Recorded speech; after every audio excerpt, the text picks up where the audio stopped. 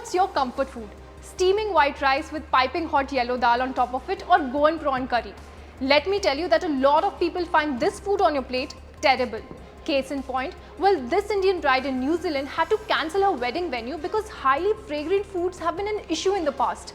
In this case, when her fiancé asked for more details, they were told that no cooking or heating up of curries was allowed at the venue.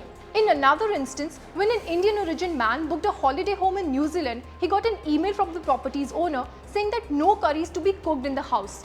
Look at this one. I can't believe my son's friend fed him Indian food without calling me first. A reader wrote to Slate, an online magazine, basically complaining about how spicy Indian food could be hard on small tummies but didn't, and further went on to say that he couldn't believe that they served his son spicy curries without even calling to ask if that would be okay. First of all, let's bust some myths. Not all Indian food is just curry. There is masala, korma, dal, sambar and a lot more.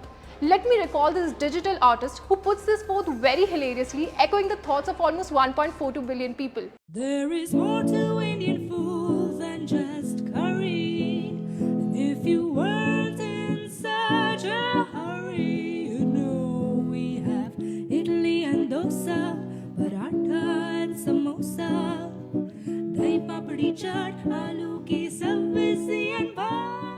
Curry muncher. The phrase, or more accurately the racist slur, is not likely familiar to most Americans. But to Indians who grew up in Australia and the neighbouring country of Papua New Guinea in the 1980s, curry muncher is a reductive, derogatory way to refer to anyone brown who had origins in India, Pakistan, Bangladesh, Sri Lanka and other parts of the subcontinent. Curry is a convenient way to describe a vast array of dishes that are eaten by more than 1 billion people in South Asia, to say nothing of the various kinds of dishes called curry eaten in Thailand, Japan, Malaysia and beyond. Gene Weingarten, a food columnist with the Washington Post, said that Indian food is the only ethnic cuisine in the world insanely based entirely on one spice. Aside from the statement being highly untrue, with the Washington Post even issuing a correction for the statement, it also shows how poorly informed Weingarten is about Indian cuisine. But should we really be surprised? A lot of this boxed, canned and full of preservatives food, not to forget fast food, consumed by Westerners isn't healthy at all.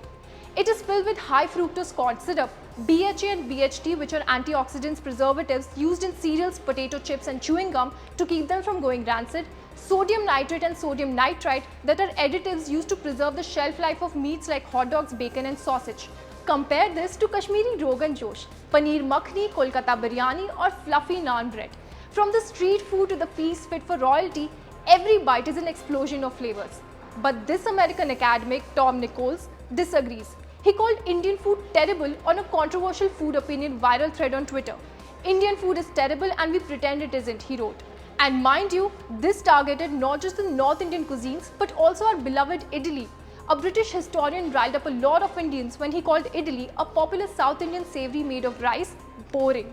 Funnily enough, American politician Kamala Harris, who is of half Indian descent, invoked Indians' love for idlis to appeal to the South Asian community in the United States. Constantly, Indians and largely Asians are discriminated for their food. Case in point, in this Facebook post dated 6th May 2016, a person wrote about the torment most immigrants go through in the United States. The difference between white people's idea of appropriate Asian food and the reality of Asian home cooking leads to racist judgments which are worse than actual violence because it makes one feel inferior, misunderstood and often shunned. Food across the world carries strong political and cultural undertones. Food critic and writer Veer Sanghvi observed that food politics in India is as ancient as the Indians' revolt against the British colonizers in 1857. The British army had coated the guns' cartridges with animal fat presumed to be that of cows and pigs. The cow fat offended the Hindus while the pig fat offended the Muslims, enough to start a mutiny that shook the British Empire.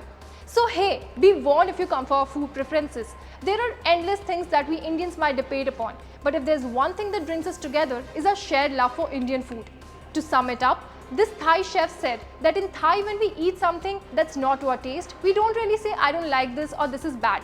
We say I don't know how to eat this. Basically implying that no food, no cuisine is inherently bad. It leaves open a possibility that maybe, just maybe, if we learn how to appreciate it properly, we might end up even liking it.